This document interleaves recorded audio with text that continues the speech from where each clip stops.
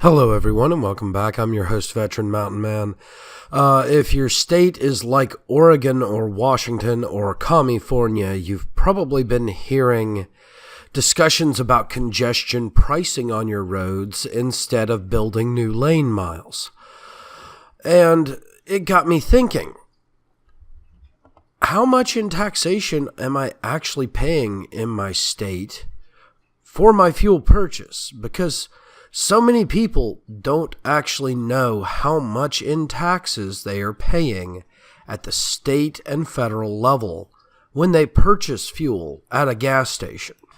Also, many people don't really understand that this fuel tax that they are paying is actually what's paying for the roads. Now, the chart that I am including the link to down below is not a city or county or district gas tax price list. It only covers the state and federal gas tax per gallon for each state. Now, when you look at this list, you'll notice something very, very obvious. Taxation on gas ranges widely. The largest number I am seeing on this list as I look through it seems to be California, with 69 cents on gasoline and 79.5 cents directly on diesel. And the prices range all the way down into the 20 cents per gallon, with it looks like Alaska being the lowest at 26.4 cents a gallon and 32.4 cents a gallon for diesel.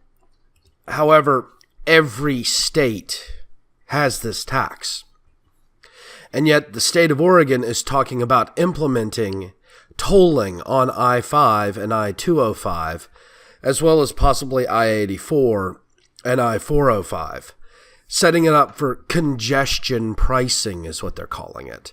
And that congestion pricing means that there would be one free lane each direction, and the rest would be tolled. That's right, you heard me. One free lane each direction, and the rest would be tolled. Now, the Democrat argument that you didn't build that road no longer holds sway. I've got the proof right here. Anybody and everybody buying fuel or paying to be transported by a method of transportation that purchases fuel has paid for gas taxes. Unless you're on buses, which don't pay gas taxes. Or unless you're on one of the mass transit systems that are state or nationally or regionally or city funded, which don't pay gas taxes. Or you're driving your little electric powered white Guiltmobile car, which don't pay gas taxes. Yet it appears that these taxes aren't getting used to pay for the roads because they're needing more money to pay for the roads.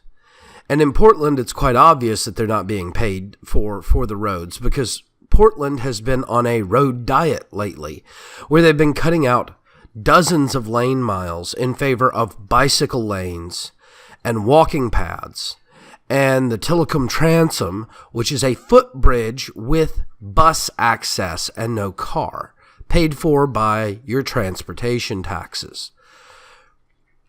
I think instead of adding tolling, we need to, as a nation, start pushing more oversight on our local government, as well as our national government, and start controlling what these politicians do and paying attention to what they're doing. Because it's obvious that plenty of money is being generated for these taxations. I mean, you're paying per gallon you put in your car. How many gallons a week do you put in your vehicle? And out of each gallon, how much of that money that you paid for that gallon is going to taxes? You're paying an exorbitant amount in taxes every year just on the gas you buy. So maybe it's time we actually made them do what they're supposed to be doing, instead of doing a lot of stuff they're not supposed to be doing. Well, thank you all for joining me. Please don't forget to like and subscribe on YouTube or upvote and follow me on BitChute. I also have access to most other social medias, and I'm looking at a few others as we speak, a couple of new contenders in the field that have some new feature sets and things of that nature. If I decide that I like them enough, I will go ahead and start broadcasting through them as well. And I hope you all have a great weekend.